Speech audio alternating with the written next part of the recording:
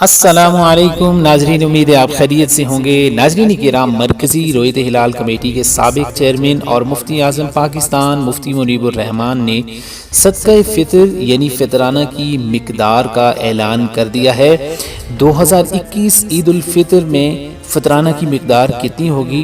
اس سے قبل یہ جاننا ہمارے لیے ضروری ہے کہ صدقہ فطر اور کفارہ صوم میں کیا فرق ہے، کیونکہ کفارہ صوم کی بھی ادائیگی وہ بھی ضروری ہے۔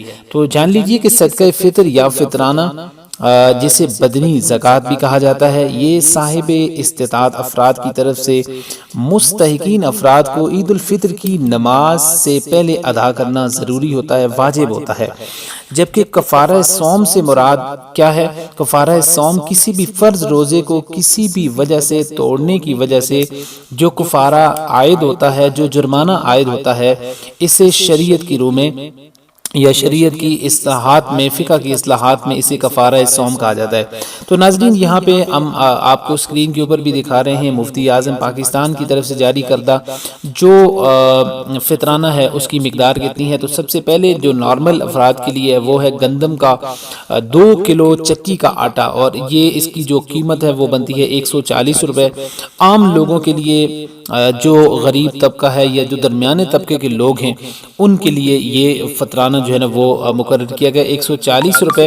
مزید مفتی اعظم پاکستان نے مزید اپنے بیان میں فرمایا ہے کہ جو لوگ صاحب استطاعت ہیں اور جن کی استطاعت زیادہ ہے تو وہ پھر 4 کلو جو کے حساب سے اپنا فطرانہ دیں، یعنی 320 روپے فی کس کے حساب سے دیں۔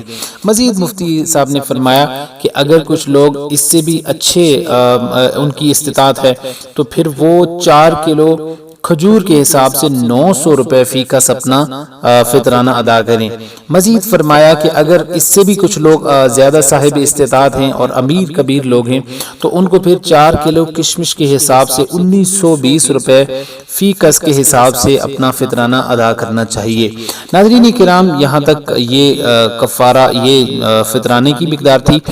جان لیجیے کہ کفارہ صوم یعنی کہ اگر کسی وجہ سے آپ کا روزہ ٹوٹ گیا ہے، کسی بھی وجہ سے، وہ کوئی بھی وجہ ہو سکتی ہے، تو اس کے لیے اس کا کفارہ ادا کرنا بہرحال ہر صورت میں ضروری ہے۔ اور کفارہ صوم یعنی روزہ توڑنے کی جو کم از کم مقدار ہے وہ ہے 8400 روپے۔ مزید بھی آپ ساری ڈیٹیلز اسکرین کے اوپر ملاحظہ کر سکتے ہیں۔